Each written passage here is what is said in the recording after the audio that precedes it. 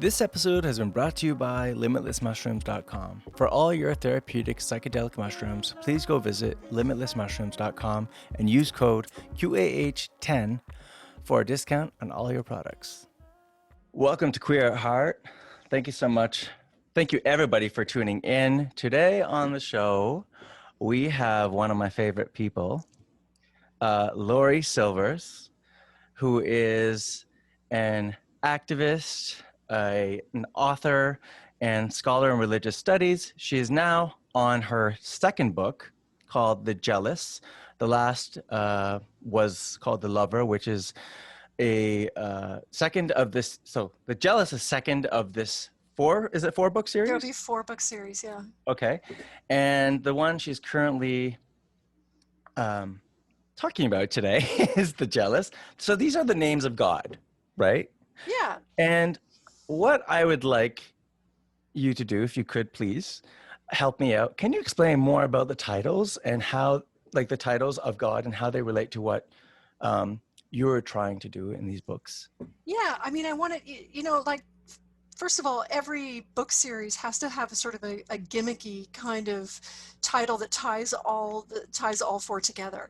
Okay. And I thought, well, what's my gimmick? And I thought, well, the thing that I'm really trying to do here is I'm trying to talk in these books through a medium of a detective story set in 10th century Baghdad, talk about the human relationship to the divine, and how human beings exist in this world in this very complicated way through this relationship with God, even through a character who doesn't believe in God as well, and talk about how people become themselves most fully in the struggles and contexts of the grittiness of life. And I also wanted to talk about a kind of world that we don't often see. Typically when people write fiction about this period of time, they focus on the elite.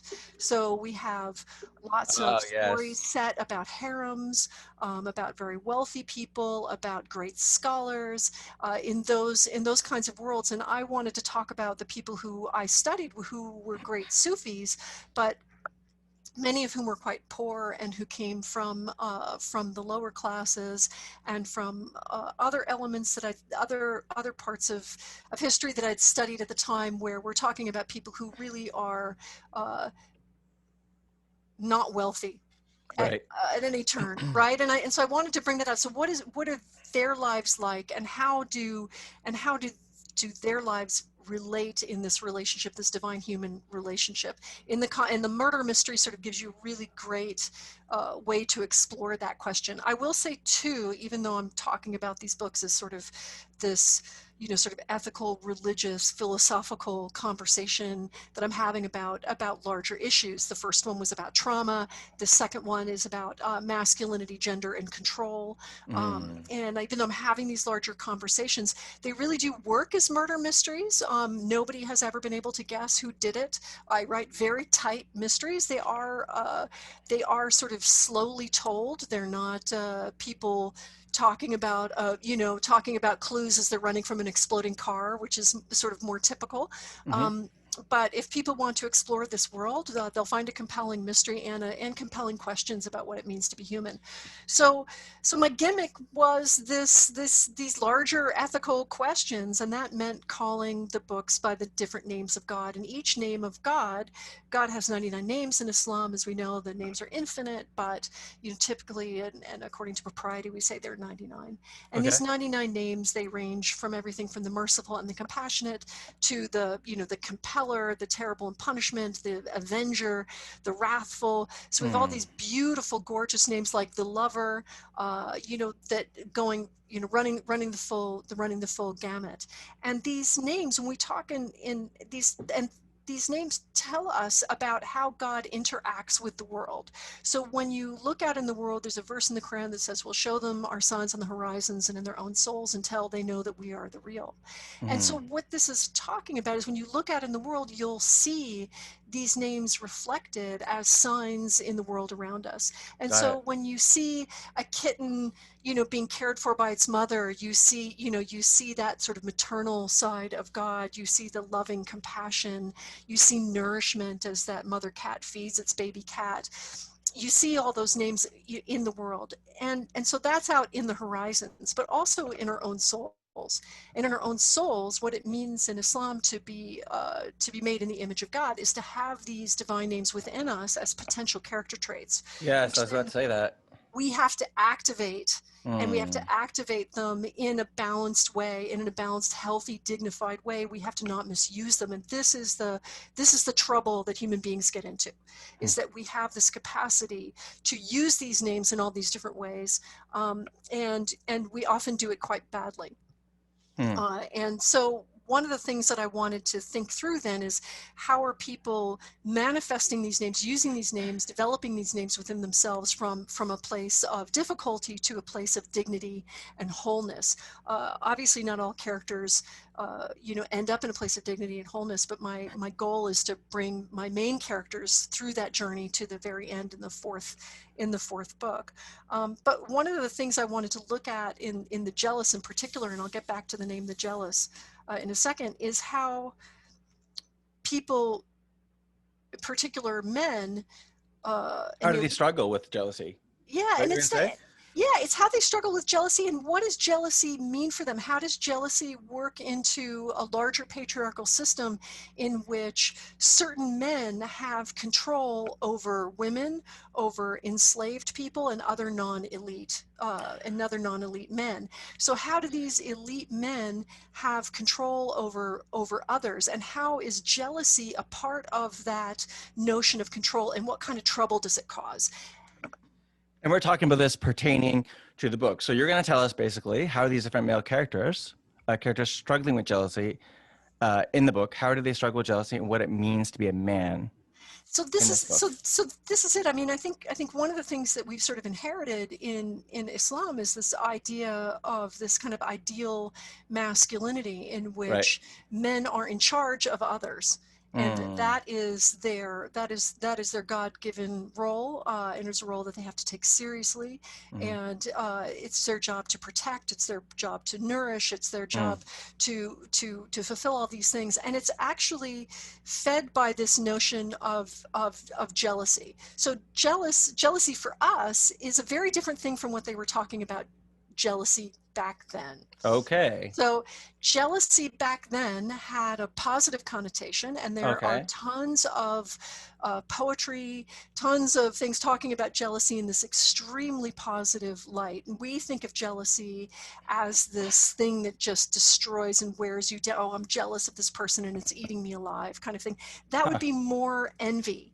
That would be more a way of sort of thinking envy. For them, when we think about what does it mean for God to be the jealous, so one of the divine names, not one of the 99, but one that was used a lot during this period of time, is God is the jealous. So what does that mean? What does it mean for God to be jealous? What it means is that God loves us so much, that God is jealous that we should worship anybody other than God, that we should do things that are not good for us. So now, what we really have to think about is now what's interesting, super interesting about this, is that this looks really like an abusive marriage when we talk about that's why I want you to explain this to everybody, because everyone's listening like, what the hell really looks like an abusive marriage. So God loves you. God is here to protect you. God wants to create boundaries for what you can and cannot do so that you can live the most dignified, healthy life that you possibly can. God knows better than you, out of his jealousy, to protect you and to make sure that you have a good, healthy life, and that you die in a good way, and that you're good with other people. God does not like it when you look at things other than him.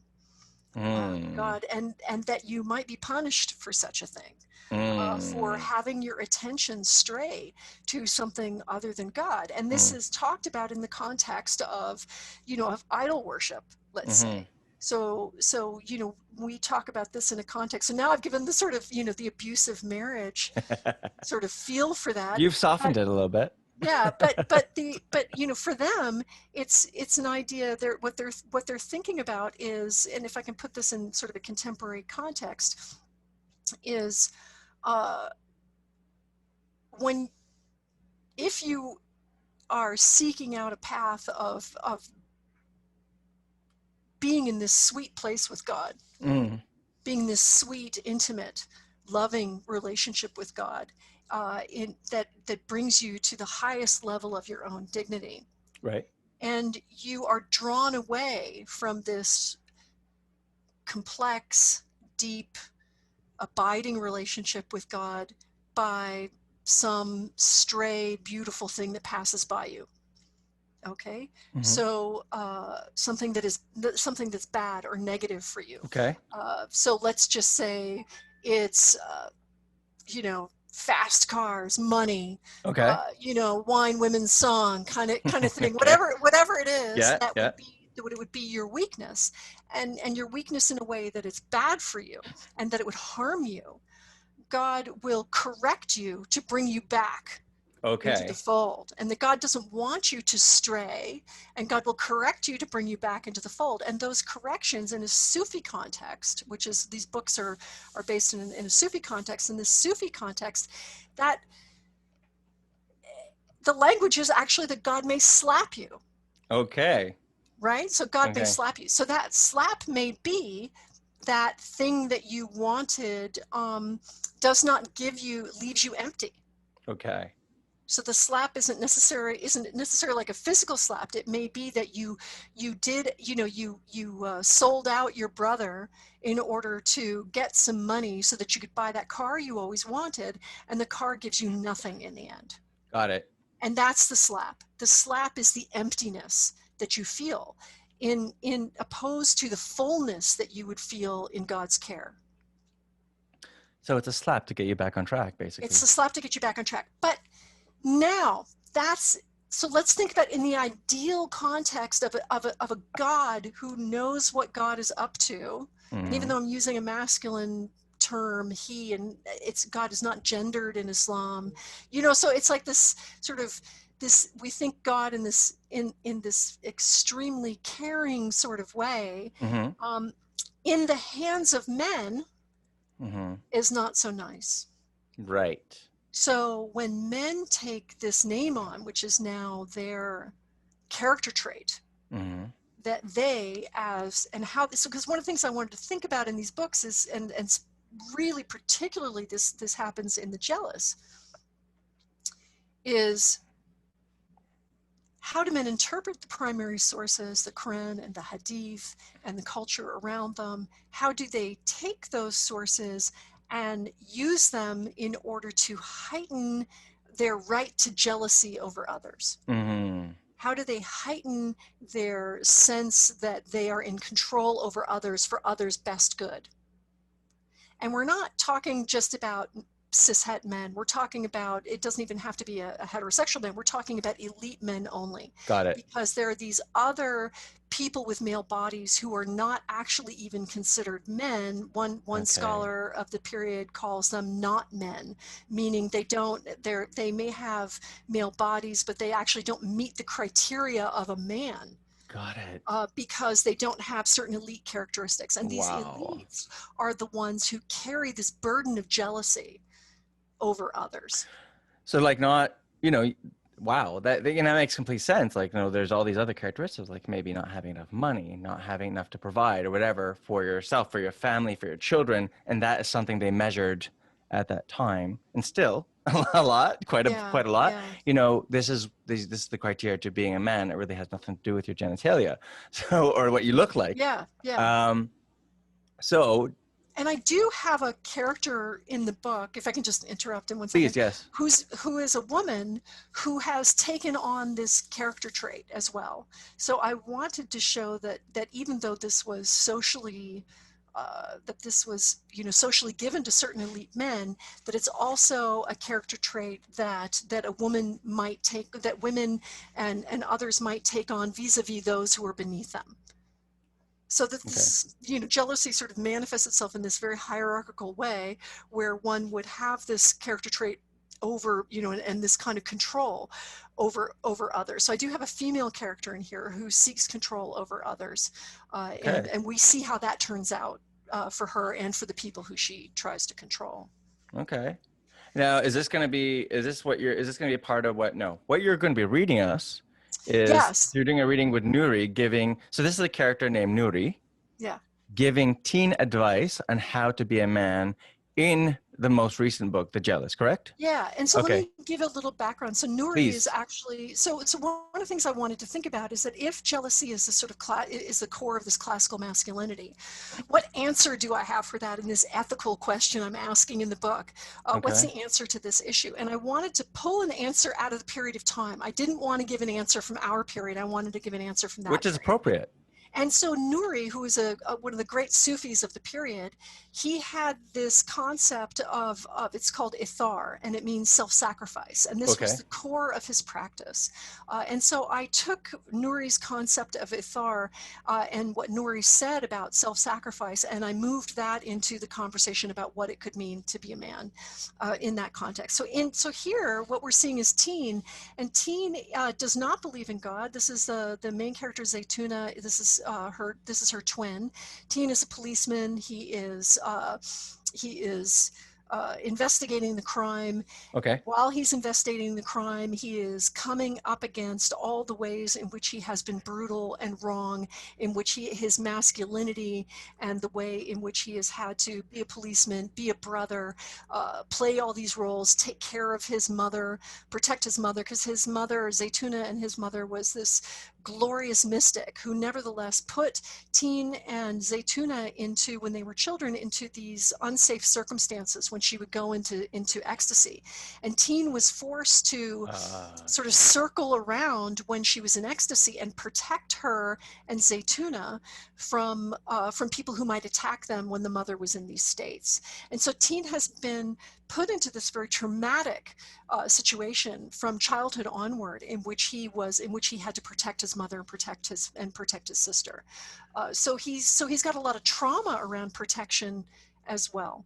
There's a lot going on with him for this. And so I have various characters dealing with this character trait, all of whom believe in God in different contexts. But Teen, because of his background with his mother, just grew up having it's not that he doesn't believe in God, it's just he's done. He's like, I've had enough. I've dealt with enough. I've got no space for me with this. And there were atheists at that time, so it is actually historically accurate to include somebody in the book that didn't believe in God. But he grew up in this Sufi community. So here is this atheist guy who grew up with the Sufi community and who loves these great Sufis. And these Sufis have raised him with Sufi wisdom, but secularized for him.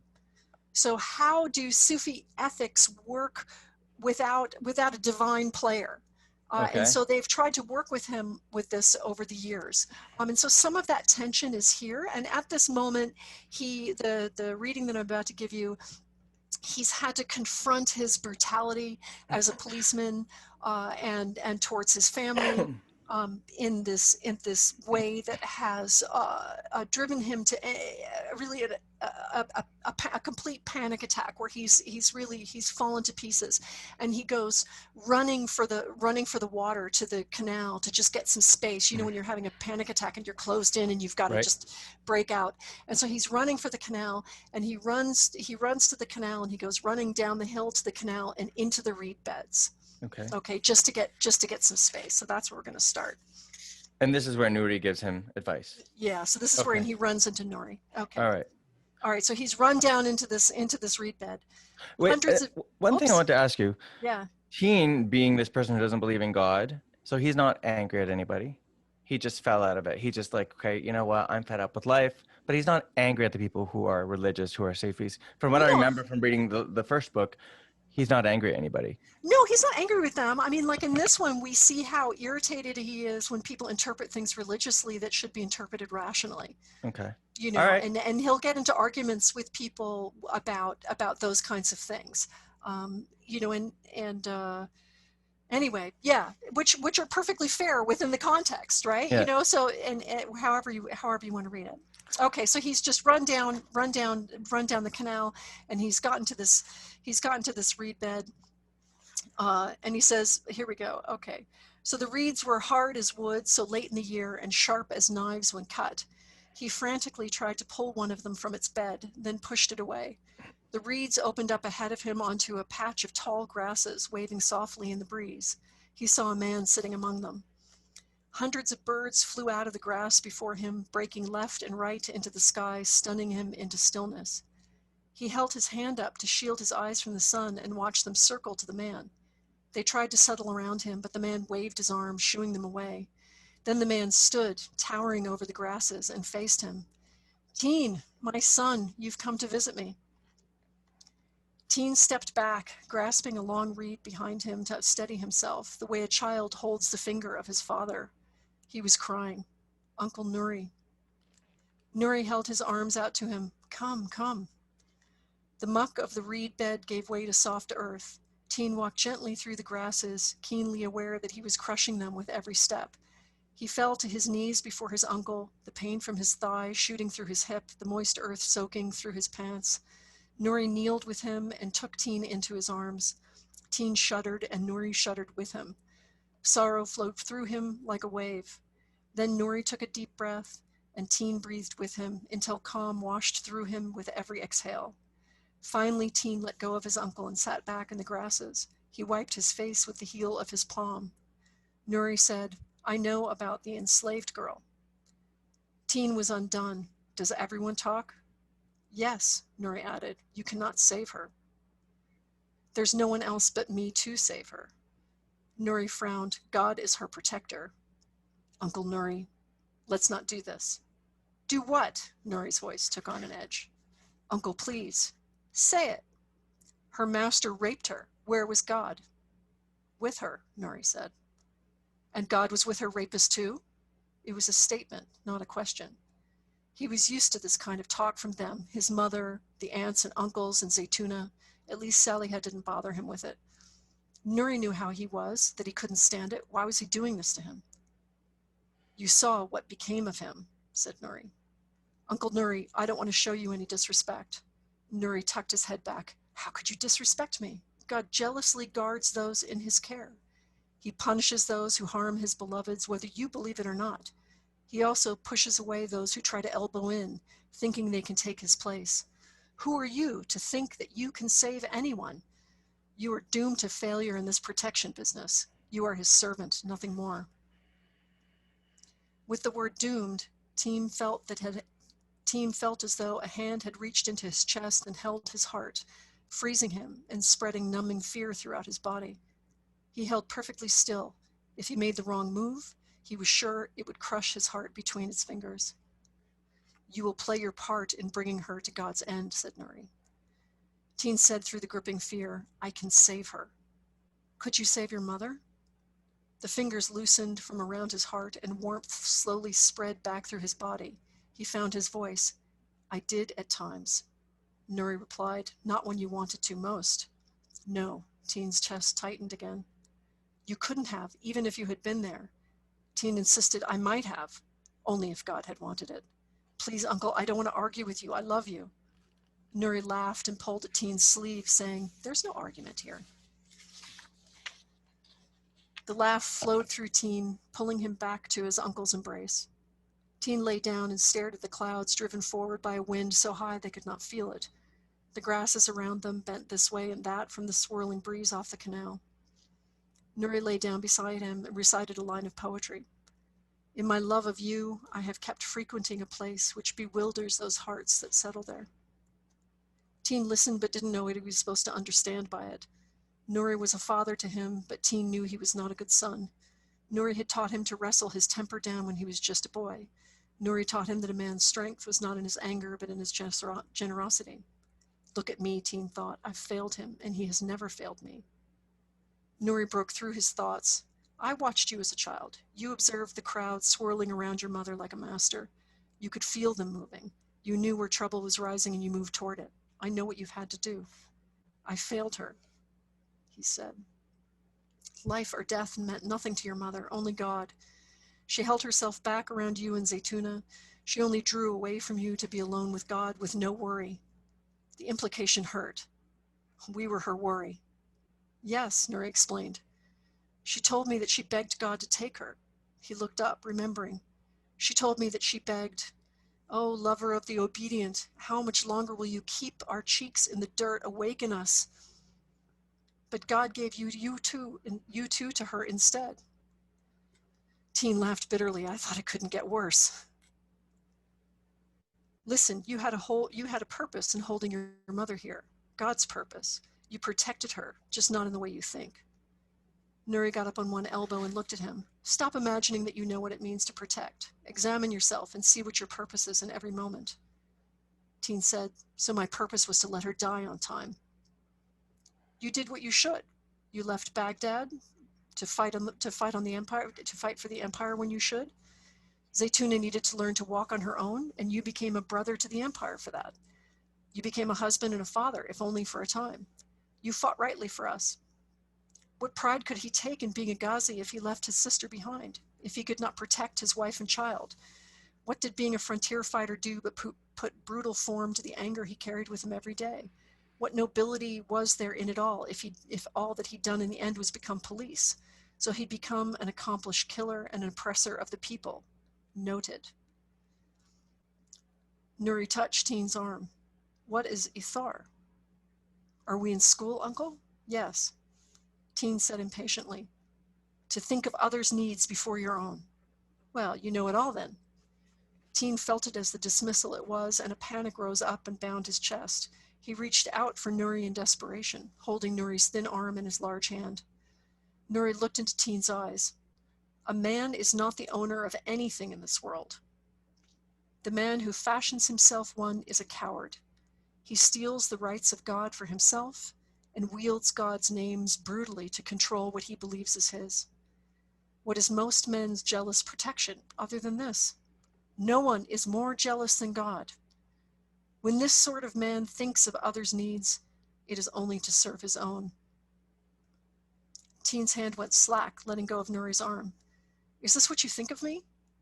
I think that you've sacrificed yourself for others your whole life, but you believe that you know best what you should have done then and what you should do now. That makes you someone who thinks that he owns a bit of this world, or should, and tries to control it. So everything I've done for myself. As a boy, you wanted to save your mother and sister for yourself. You're no different now. Teen looked at him and said, I have been brutal. You have. How do I stop? Teen sat up. You will stop as you give up owning this and owning that. You will protect when you stop believing that you are the divine protector. Teen looked down, unable to face him. Nuri pushed his shoulder, ending the conversation. Teen, listen to me. There's a greengrocer, a man with a ridiculous turban in Bahi Square, just beyond the Thorn Bridge. Have you ever seen this man? Confused, Teen looked up. What? Find him, and you'll find your talisman maker. That's all. Wow. And then so Nuri puts him on to the next clue. So you are really not sure why my screen did that. Okay.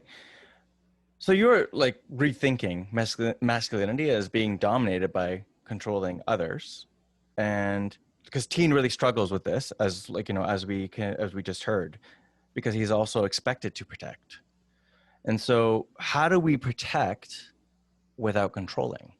I think, you know, at this period of time, you know, if we use Nuri as the guide, and maybe this is useful for now, which is to not think about ourselves as owning others. You know, within the Sufi context, one of the things that you're supposed to do is give up ownership of all things. We have things on trust that we have to care for. Is it a man's job to protect? Yeah, but think of it like this. You know, if you have children, you're given those children in trust by God. Yeah. But you don't own them. Right. So think about how parents raise their children who believe that they own their children. Right. Versus parents who raise their children, their protection comes from having a person placed into your trust who you care for. this is a different matter when you're gardening, for instance. You have a plant in your trust, and your job is to allow that plant to grow into itself perfectly. Okay, that's a beautiful analogy, actually, and that makes a lot of sense. Yes. And so to help children to become themselves perfectly is to protect them. To help children come to understand their own dignity is to protect them. To help children understand that they deserve what is good, and to help them understand how to choose the good by teaching them how to develop their own judgment rather than making judgments for them. So letting exactly. So letting nature really, in a way, take its course. So, don't do what you can, and then let God do the rest, kind of thing. In a way, Let it yeah. take its natural course. Like I don't know. Well, That's what I'm it's hearing. like, yeah, I mean, I think so. I mean, I think in a way that's true. It's just that you have to, a person every human being has a natural course. And then your job, when you talk to your friends, what do we do when we talk to each other? If you were talking to me about a problem that you had, hopefully I would not lecture you on what I think you should do, but that I would talk to you about trying to help you find out what would bring you the greatest dignity in this context. Right. Asking the right questions. What would be the healthiest outcome for you in this context? And that would mean that I am giving up ownership over your outcome. I'm giving up ownership over you, as if I have a right over you. So Nuri's saying to Teen, you don't have any rights over anybody. God is the only one with rights. And that what human beings have done, we've been giving these character traits as, in trust to us. And we think that they belong to us and not to God. And so I think this jealousy is mine and it belongs to me, therefore I will use it how I will. Rather than looking at the way that God uses jealousy, and God's jealousy is compassionate and caring. God allows you to get that car and realize its emptiness. God doesn't tell you not to buy the car. I mean, maybe God says, yeah, cars aren't going to give you any, like if you've got a kid, you say, cars aren't going to bring you any luck, but here's the car. You help them buy the car, and in the end, the kid realizes the car wasn't everything that they wanted. This kind of stuff. Yeah. Sometimes you have to bring people in a bit more strong, with stronger language. But in general, the idea is that care, meaning protection is care rather than protection is control. Okay. And Nuri's sensitive to the fact that Teen learned how to protect in a context of trauma. So it's not like Teen was wrong. It's not like Teen's been a bad person in learning to protect this way. He was forced into this. But this is the situation for all of us. We're all forced into these situations given our life and our trauma, but now here we are and we have them. And so Teen's become this brutal man in this context, and he's now falling in love with Saliha, and Saliha will not be controlled. I can't wait to get to this book because it's nice. You're giving away a bit to me now. I think it's okay to say that. I think it's okay to say that he's falling in love with Saliha. I guess it was coming. It was coming, right? It was coming, right? Because I read, yeah. But how does he love her without controlling her? Because, it goes back to the question, is it a man's job to protect all? And I guess like in this context of the time, it was. Yeah. And they felt that responsibility. And when you were even told at that time, no, you don't have enough of this or enough of that, whatever it is at that time that measured being a man, which maybe you'll get into. Of course, I mean, your masculinity is at major risk here. It's already at risk. I mean, it's been taken away from you, actually. And everything what comes down to in masculinity, and this is why I also created a female character who does the same, because if we can think of masculinity, this kind of masculinity as a human trait that is not helpful. I don't want to say all masculinity because there's healthy masculinities. For sure. But an unhealthy masculinity is a human trait, and I wanted a female character who does the same, is that this this kind of control has been given over to men, but that women also do this, and that you understand that your role to care is to take ownership and control over other people. And so, so this is how people who enslave others look at their slaves. This is how the people that they have, people that they have enslaved. This is how parents look at children. This is how husbands look at wives.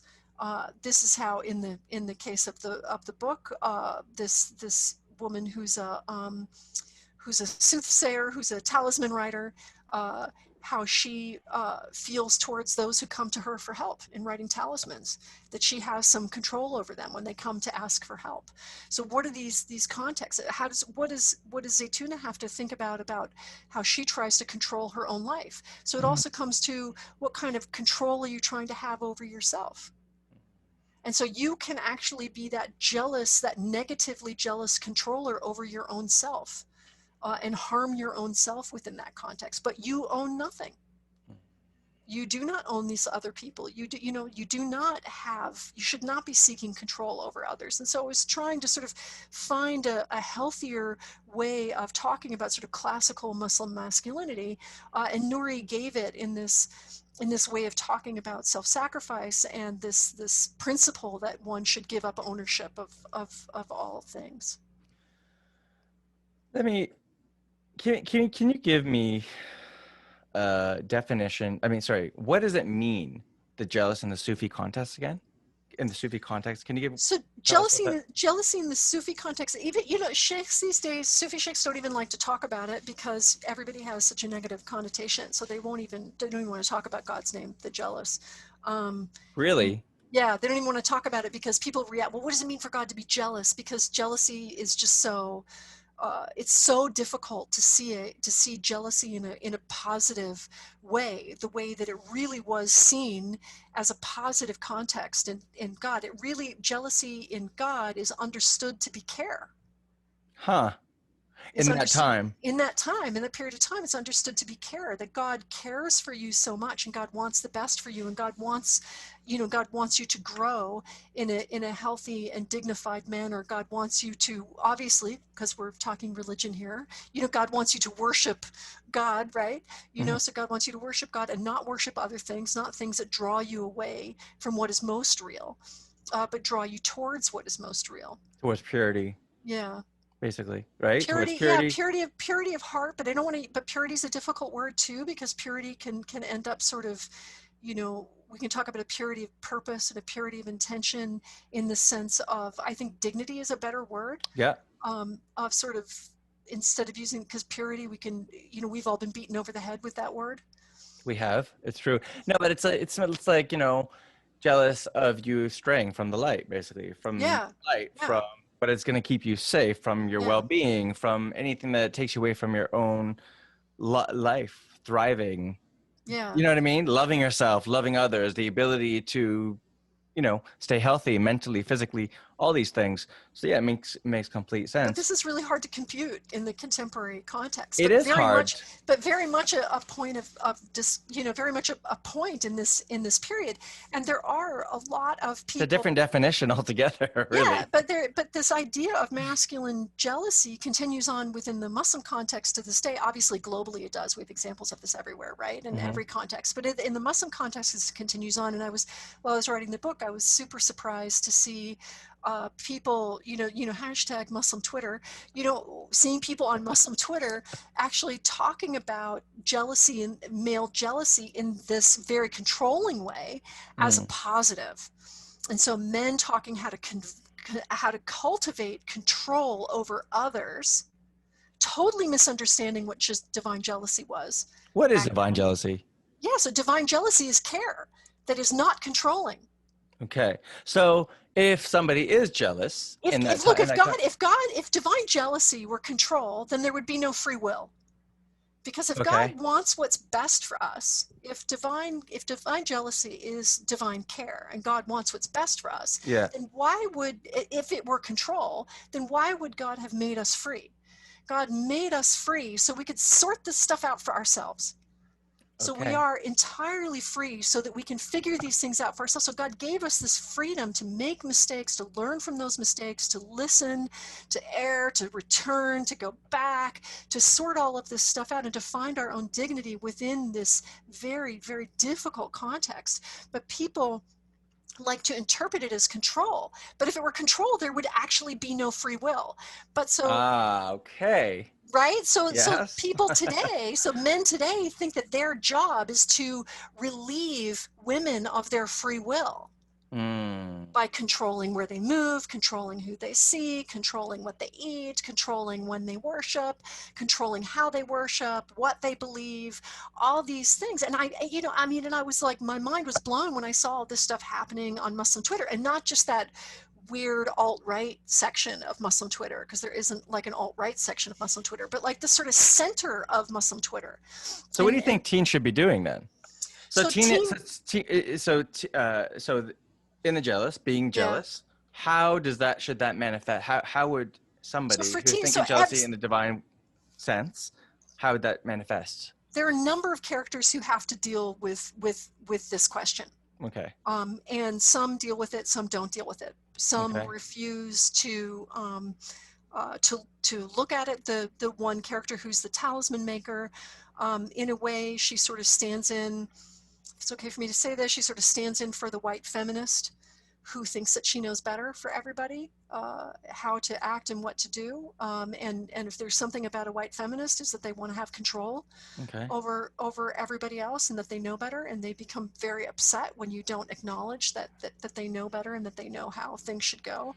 They want to be they have this center post of wisdom on things. And so in a way, she's sort of enacting those things, and she refuses to, refuses to acknowledge that in certain circumstances. So how does this develop for her as she comes through? And she does have this extraordinary wisdom and ability to see things that other people don't see, which gives her this sense that she knows better than others and has something to say.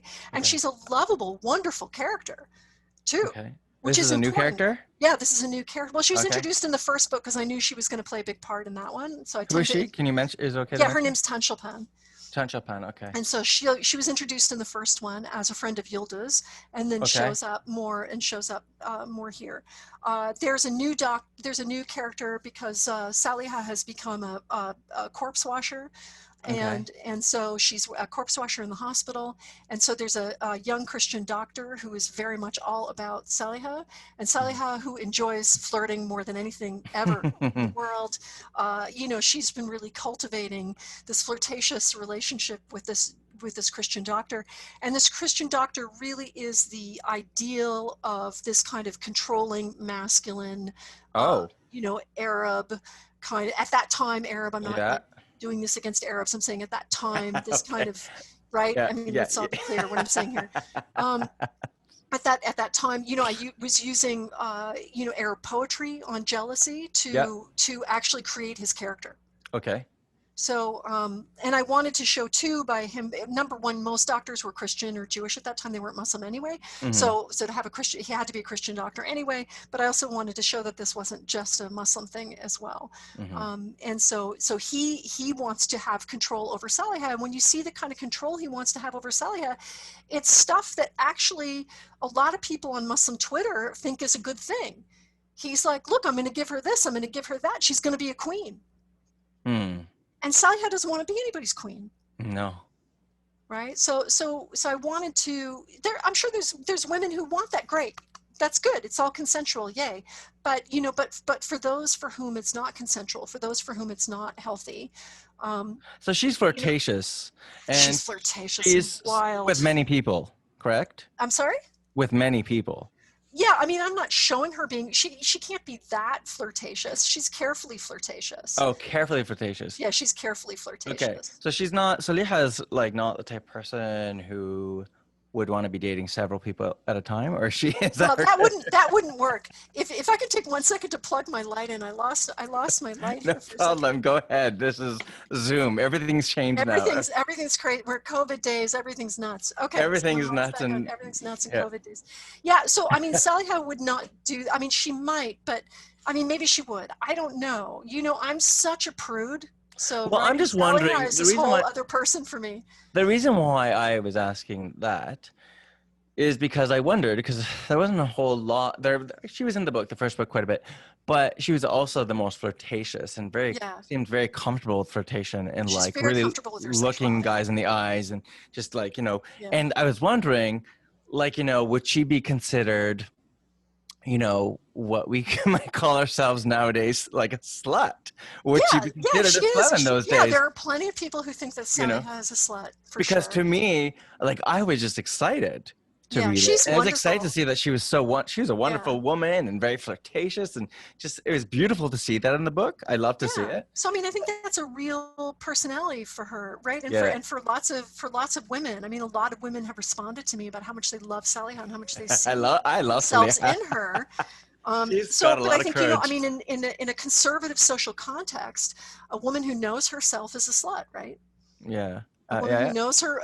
knows her own mind and who knows her own mind about Is men considered a slut. is considered a slut. So so I don't say I don't think she is, but in a context she would be. And so that's actually one of Yeah, the I don't think she is problems. either, but I'm wondering if at that time she'd be considered that, because Yeah. she knew herself. She's very comfortable with flirtation. And I was wondering, would she be considered a slut at that time? So So, this is, that's actually something that looms over the whole book. yeah. Actually, is Saliha's personality going to get her into trouble? So I hope so. it looms over this whole book of and into the third book, which I'm writing now, is how is Saliha's personality going to be managed within a cultural context? How is she going to be allowed to be herself, but also run up against these very real problems that a person like her would face. I have, if there's any time, I also have a section Please, I was actually of just going to Saliha ask you. of when, so Saliha and Teen have, they've figured out that they dig each other, and she has convinced him to take. Saliha and Teen. Yeah, yeah. Okay. And she has convinced him to include her in the investigation and allow her to come along to a brothel, okay, to to ask questions. That she's going to dress up like a prostitute.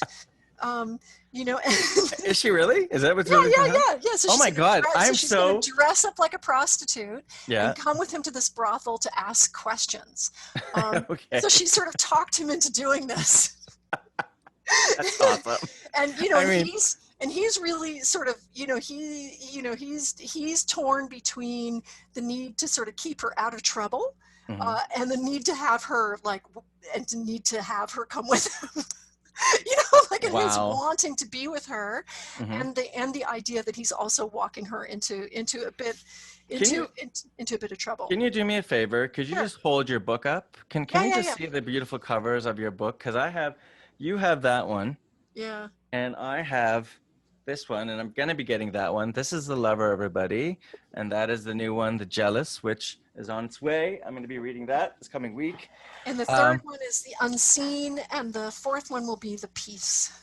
The Unseen and The Peace. And when is The Unseen coming out? Because of COVID, and my mom passed away in March, it's been hell. Let's just say I haven't been getting a lot of words on the page.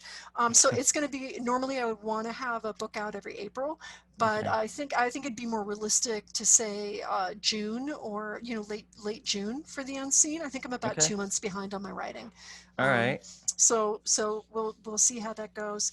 So are you going to read us? What are you reading us now? So this is a section in which she shows up. They've decided to meet in the marketplace. So he was going to go, to meet in the marketplace near where the brothel is. Now, a brothel back then, the name of a brothel was called the Naharia. So it was sort of the daytime, daytime place where you go.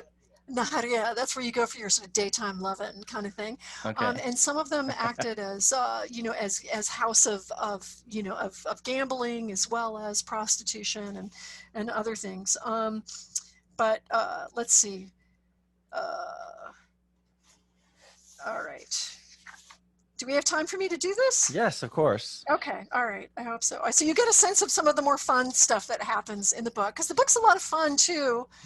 It seems to be fun. It's not all just like heavy ethical questions about like what's the nature of masculinity and gendered control. No, I can't wait to get to this book. It's I'm really excited about The Jealous. I really am. I love The Lover, so I figured I think you'll really enjoy this. Yeah, Sally and Teen really sort of. I really looked forward to her, like in the last. I was just looking forward to I was like, I hope she comes up again. I just look forward to her next action. And so, yeah, she's an exciting character. Yeah, okay. She's wonderful. She's great. Yeah, so she's a big player in this one. She's a player. Okay, and people should know. Read it. People should know if they haven't started reading the book that Teen is an abuser of alcohol. I haven't decided whether or not he's an alcoholic, which actually has to do with how you would, how am I going to deal with which would actually change the way in which his character is portrayed. I think he's just an abuser of alcohol at this point. I'm not going to say he's an alcoholic right now. Okay. I haven't given him any alcoholic traits. Okay. But he does have, he self-medicates, I think is the best way to put it. But he thinks of himself as a drunk. Okay. Teen looked down at the stool offered to him to sit at the tavern and shook his head. It was early yet, but they were serving. He decided against sitting in the tavern. She shouldn't think I'm a drunk, he thought. He looked down at the line of stalls nearby selling sliced fruit and unfermented juices. She knows you're drunk, he told himself. Making his way to the closest juice stall, he considered the only open stool. It was too short for him, sized for a woman or a child. He found a bit of wall and leaned against it, tired. He pulled himself off the wall so he wouldn't look tired to her. Then he leaned back against it, trying to look casual, one shoulder against the wall, one knee slightly bent, looking down. He got there early so she wouldn't have to bear up under men's looks and jibes for simply standing still for too long in the marketplace. God forbid she'd have a cough. She'd be taken as a prostitute, signaling her availability to passing men. What was he even thinking, taking her with him to the Naharia? He reminded himself that she was proud of doing as she likes, even at the risk to her reputation. Teen didn't know what to do, caught between wanting to protect her and wanting her wildness. He looked at the men around him. What kind of man was he that he wanted this woman who would never accept a man's right over him? Look what became of Mother. And then he wondered what his mother would think of Saliha. Impious Saliha. Mother would say something incomprehensible to her about God, taunt her openly, and love her fire. He pushed himself off the wall again, smoothed his robe, tugging it down where it had pulled out a bit around the leather waist strap for his dagger. His hand went up to adjust the blue and green turban he'd bought so that he wouldn't look like police, as Sally had suggested. There you are! He swung around at her voice behind him and ended up pushing his turban out of place. She was in a shabby wrap, pulled a little too tightly around the curves of her body, and tugged just so over her face so that nothing showed but one beautiful, heavily cold eye. She coughed lightly and said, "Do you like my disguise?" His face became hot. Suddenly, heat was all over him. Turban forgotten, he tugged at his robe, looked behind him for the too small stool and sat down hard on it, legs wide, knees almost up to his ears, but at least hiding what she'd done to him. He looked up. Her eye was wide, then crinkled with a smile. She knew. She laughed, pleased with herself. It somehow made him feel more the man for her pride. How did she do that? She started to reach for his turban to straighten it. He bent his head toward her to meet her touch, but it only made it worse for him, as if that were possible. When she finished, he lifted his head to meet her eye. She winked. "I like your disguise as well." And she let the wrap fall away, showing herself to him. She was smiling, her teeth parted. He thought he could hear her exhale. She waited before speaking, long enough that the hum of the marketplace fell away into the hum of his body. Then she broke the spell. She ticked her chin in the direction of his lap and said, "How long do you think we're going to have to wait?" He laughed from deep within himself, letting loose a roar that made everyone around them look over. She bent over. Said, right there. The boy who served for the stall came over. Okay, keep going. Sorry. I almost lost you there. Okay, keep going. So, no, that's okay. So maybe that's enough. The boy comes over. The boy from the stall comes over and is basically like, "You need to leave as your prostitute, and this guy's your John." Oh, okay. This is so. Wow. Okay, this is great. I really look forward. Oh, we're having some technical difficulties at this point. Is your internet back on? Yeah, it's there. You know, it's weird. It's all according to time after work as well, and then Zoom hours, and Oh, that's right. It's we have okay. the best internet connection we can get, but it Me, is what it yeah, is. yeah, same here. Okay, so that was really beautiful, and I look forward to reading The Jealous. Thank you for reading that. And for those of you who, well, you should definitely be purchasing this book. Where can they get it? Where is this book available for everybody? It's on So Amazon. It's on. in paperback, it's available on Amazon, and if people do not use Amazon Facts, it's also on the academic edition of it is on bookshop.org. It's a bit more expensive. This has to do with problem of self-publishing. I don't want it to be more expensive, but there was no way for me to get it onto bookshop.org that way, except for that way. Well, and the ebook is available on most platforms. Ebooks available on most platforms, and it's worth every penny, Yeah, everybody. So Apple. please go support this book. Please buy The Lover as well. Buy The Jealous. Freaking Laurie's amazing. Laurie, I've known you for a So really much long fun time. talking to you. You're awesome, and I love listening to you read this. And I want to remind everybody, by the way, Laurie's also was co-founder of the all-inclusive gender-affirming mosque. I had to mention that. I just had to mention that because I've, obviously since I moved to Toronto, I've been amazed by the fact that there has been an all-inclusive gender-affirming mosque at all. So I just wanted to mention that. How should we cap this interview off? I think it's just been amazing for you to have me on and to talk about this. You always hit these really deep topics. I mean, if somebody here is going to tune in because they wanted to find out about my book, they should listen to your other podcasts, because you have this very empathetic way of interviewing people in which you get to these very deep topics. I mean, I think when we talked about The Lover, it was extremely emotional, and I've noticed It was that very in emotional, yeah. so many of your other podcasts, they're deeply sensitive and caring. It's really beautiful because for those who, you don't have to be religious to buy Laurie's book. So let's make that very clear. You don't have to be religious. You don't have to be Muslim. You can be of any religion or that you subscribe to. What it does, I feel, what The Lover gave me, it gave me a sense of hope and a sense of faith. Hope and a sense of faith. And, I got that through your characters, especially Zaytuna near the end there. Like, you just saw her kind of getting stronger and just really picking herself up and doing some, a few whatever rebellious things. So I quite enjoyed it. So for everybody, this book really gives you a peek into Sufi life at that time, and that is really beautiful because the whole book is about the context of the time. So before we end this, what year was this again you're writing? So this is in 907. 907. All right. 907 CE. So you have a website. Your website is Laurie. www.llsilvers.com. llsilvers.com. Yep. They could look you up. They can order the book from there as well. Yeah, has all the links. How do people get in touch with you? And through there, you have your contact. Yeah, there's a contact link there that will come to me, and the website has mainly the thing that's for me interesting about the website is that it has all the historical background of the books. So if you want to see these books are actually historically accurate to the period to a high degree. Obviously, some of it's anachronistic, but for the most part.